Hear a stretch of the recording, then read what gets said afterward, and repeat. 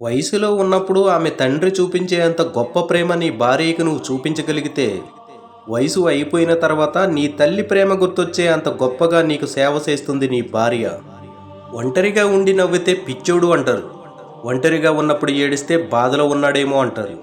నీ నవ్వుకు తోడుగా ఇంకొక మనిషి ఉంటే అది నీ ఆనందం.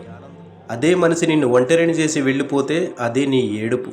తొలి ప్రేమ ప్రాణం ఇచ్చైనా దక్కించుకోవాలి అన్నంత గొప్పగా ఉంటుంది. రెండో ప్రేమ జీవితాన్ని నిలబెట్టుకుంటే చాలు అన్నట్టుగా ఉంటుంది. మూడో ప్రేమ కోరికలు తీర్చుకోవడానికి ఉపయోగించుకోబడుతుంది. మొదటి ప్రేమ పెళ్లి చేసుకోవడానికి పుడుతుంది. రెండో ప్రేమ పెళ్లి చేసుకున్న తర్వాత భాగస్వామి మీద పుడుతుంది. మూడో ప్రేమ ఆ పెళ్లి బంధంలో సుఖం లేనప్పుడు బయట వాళ్ళ మీద పుడుతుంది. మనసు బాధపడేలాగా తిట్టారు అని మనుషులను దూరం చేసుకోవడం వల్ల సమస్యకు పరిష్కారం లభించదు. ఎటువంటి పరిస్థితుల్లో మనతో కఠినంగా మాట్లాడవలసి వచ్చిందో అర్థం చేసుకోగలిగితే 100కి 99 సమస్యలు తీరిపోయినట్టే. సమయానికి, ఆరోగ్యానికి, బంధాలకి విలువ కట్టలేము, కానీ వాటిని కోల్పోయినప్పుడు మాత్రమే వాటి విలువ తెలుస్తుంది.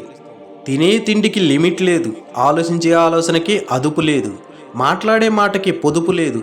ఈ మూడు నీలో ఉంటే నీ మనసుకు మనశ్శాంతి ఉండదు, నీ ఒంట్లో ఆరోగ్యం ఉండదు, బయట 10 మందిలో గౌరవం కూడా ఉండదు.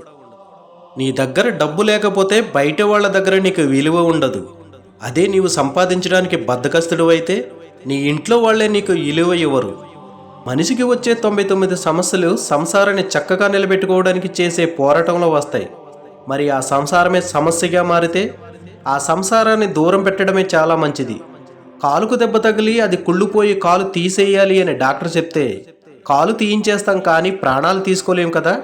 ఇది కూడా అంతే. నీ ప్రయాణంలో నీ కాలికి తొడుక్కున్న చెప్పులు తెగిపోతే నేను మళ్ళీ వచ్చి వీటిని తీసుకుంటాను అని ఎవరి ఇంటి దగ్గరైనా పెడితే ఉంచుకుంటారేమో, కానీ వీడి ప్రాణం పోయింది, వీడిని మీ దగ్గరే ఉంచుకోండి, మేము మళ్ళీ వచ్చి తీసుకుపోతాం అని చెప్తే ఎవ్వరు ఉంచుకోరు. తెగిపోయిన చెప్పులకు ఉన్న విలువ ఊపిరిపోయిన శవానికి లేదు. ఊపిరి ఉన్నంత వరకే నేను మనిషి అంటారు, అది పోతే నేను మృతదేహం అంటారు.